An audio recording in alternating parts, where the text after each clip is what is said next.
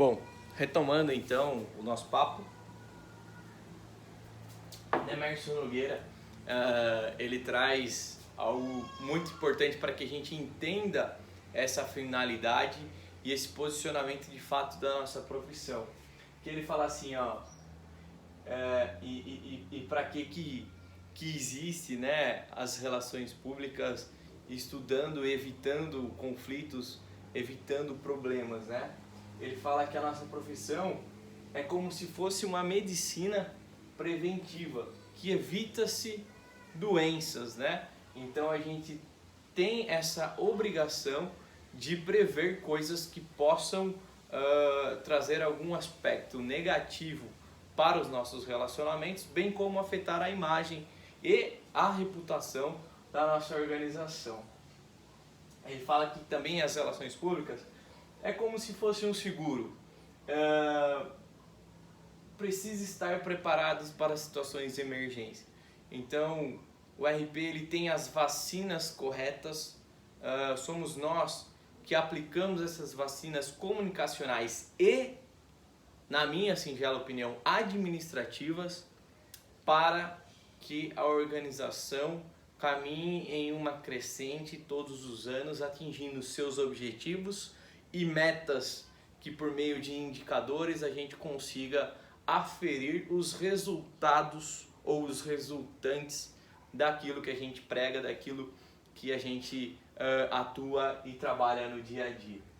Ele fala que tudo isso é como se fosse uma corte judicial, onde a imprensa tem um papel de promotor, né? Então o promotor ele exerce esse papel muitas vezes da acusação, é ele o grande guardião da legislação. Então a imprensa, na visão do Emerson Nogueira, é o acusador, o RP é o advogado de defesa e a opinião pública é quem julga tudo isso, é o juiz, né, dessa dinâmica nesse meio. Gosto bastante, já passei em uma aula também presencial, uma questão do Roberto Porto Simões. É importante falar que o Roberto Porto Simões, ele tem um livro que, na minha opinião, resume muito bem a nossa funcionalidade. Ele conseguiu realmente provar, ele traça uma linha teórica do que é as relações públicas, e ele chama relações públicas de uma função política. Em que sentido uma função política? Ele acha que relações públicas é quem harmoniza interesses da organização e interesses daqueles públicos de interesse da minha organização. Ele tem esse quadro muito interessante, acompanhe pelo material de apoio, tem os slides, eu sei que não está dando para ler direito, mas a gente tem no eixo principal a organização e os públicos e a comunicação acontecendo nesse meio, e aqui é a grande gerência das relações públicas, né? Nessa interface entre a organização e seus públicos. O que eu tenho que entender é que essa relação da minha organização com os públicos acontece em uma sociedade. E para eu entender essa relação, eu preciso entender que essa sociedade é marcada por aspectos culturais, é marcada pelo aspecto econômico, político, ideológico, histórico, jurídico, da filosofia e assim por diante. Então eu preciso entender em qual contexto social encontra-se essa relação da minha organização com esse público, que aí para cada público eu vou traçar uma estratégia diferente do ponto de vista comunicacional, sem dizer dos meus grupos de pressão, que dentro de um próprio público eu vou ter grupos favoráveis e contras a determinadas opiniões. Fora isso, eu tenho o papel dos formadores de opinião e, por último ainda, segundo Roberto Porto Simões, eu tenho um indivíduo refletindo sobre se ele é favorável ou contra aquilo que está acontecendo e assim por diante. Roberto Porto Simões ele traça 10 níveis do problema.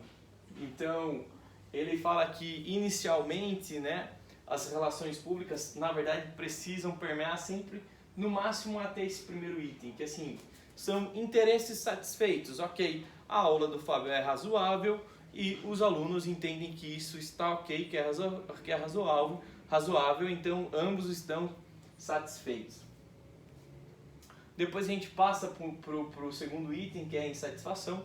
Pode ser que um aluno não goste de alguma coisa, né, que foi falada, ele começa a se sentir incomodado por alguma coisa que eu estou falando, que eu estou pregando em sala de aula.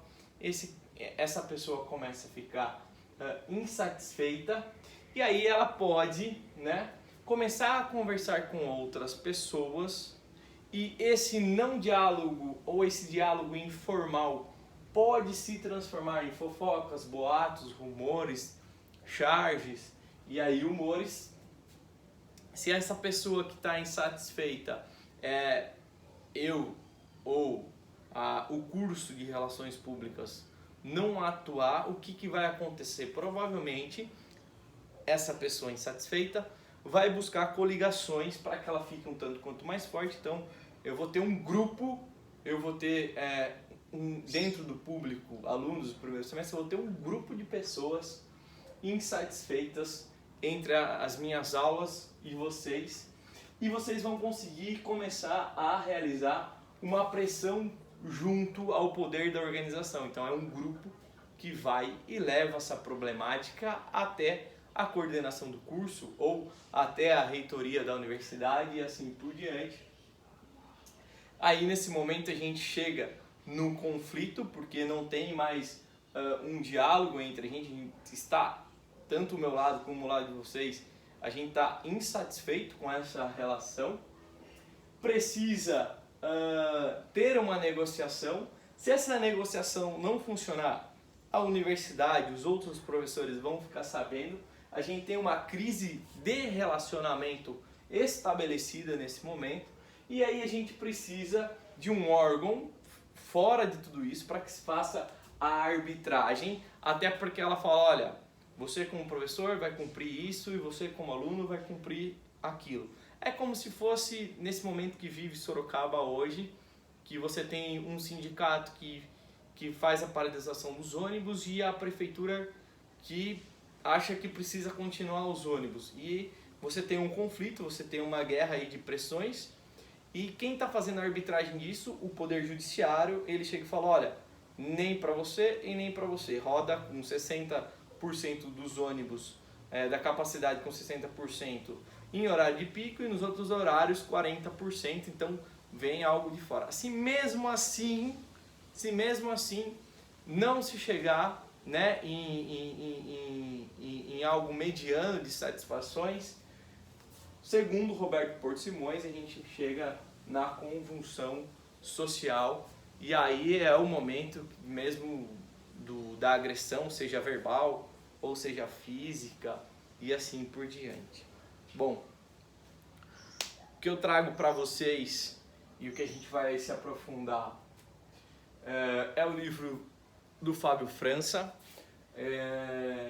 Durante o trajeto de vocês aqui na universidade, vocês vão ouvir de outros professores outras tantas maneiras de criar um mapeamento estratégico de públicos da organização que vocês estão atuando, que vocês estão trabalhando, mas eu ainda tenho muito carinho, acho que é um cara extremamente com uma visão contemporânea e que isso cabe muito, essa conceituação de públicos, como identificá-los em uma nova visão estratégica do Fábio França, que ele vai trabalhar com uma questão de quanto aquele público é essencial para a minha sobrevivência ou não.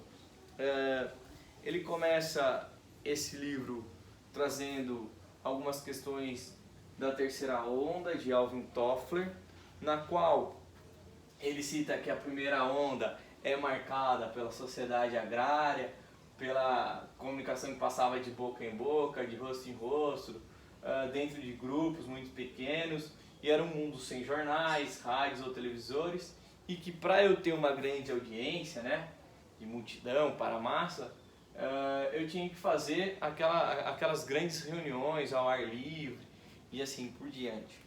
A segunda onda, Alvin Toffler, defende essa sociedade já industrializada com o advento da revolução social, né? Então ele cita aqui desenvolvimento dos correios, dos telégrafos, do telefone, meios de comunicação de massa baseados em tecnologias, então jornais, revistas, cinema, rádio, televisão. E ele fala dessa terceira onda, né, que é essa onda que a gente vive, que eu gosto muito, que ele chama de fugas, que é a gente cada vez mais individualizado aquilo que a gente vai consumir. Então, talvez eu entre no carro hoje e não ligue o rádio mais, eu coloco a minha playlist do meu Spotify para tocar, enfim. Essa sociedade pós-produção de massa, né? E essas fugas valoriza a questão da exclusividade. E aí quem ganha força muito é a comunicação dirigida, que a gente vai comentar isso mais pra frente. O sistema de comunicação individualizada de seus produtos, né? Então aí categorias, profissões, grupos técnicos, produtos, isso significa o quê? Que a comunicação passa por uma evolução, principalmente tecnológica, e ganha velocidade, mas eu preciso pensar em como atingir ou persuadir ou levar uma mensagem para segmentos da sociedade. Então eu preciso pensar, eu quero conversar com o mundo evangélico, eu quero conversar com o mundo evangélico de qual a idade? E aí eu preciso segmentar e buscar o diálogo em cima de alguma coisa que seja interessante para transmitir a minha mensagem para esse determinado público. Maria Aparecida Ferrari fala então com isso que Maria Aparecida Ferrari é respeitadíssima, professora da ECA, já coordenou o curso de Relações Públicas da Metodista, é uma acadêmica. Se eu não me engano, foi a orientadora do doutorado da nossa amiga aqui e professora da Universidade de Sorocaba, Ana Cristina Piletti, doutora Ana Cristina Piletti, e ela vem falando, né, valorizando essa questão da comunicação dirigida, que cada dia mais essa comunicação vai, de uma maneira ou outra, vai ter que afunilar, né, para que a gente possa atingir.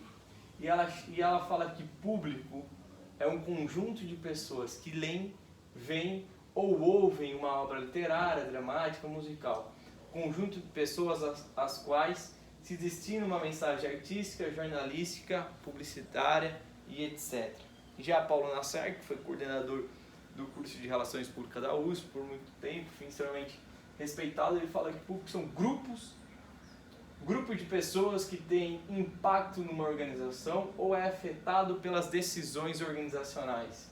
Grupo de pessoas do qual a campanha ou programa de relações públicas seleciona um público específico com o intuito de influenciá-los no que diz respeito a uma empresa, produto, marca e ou serviço. Para isso,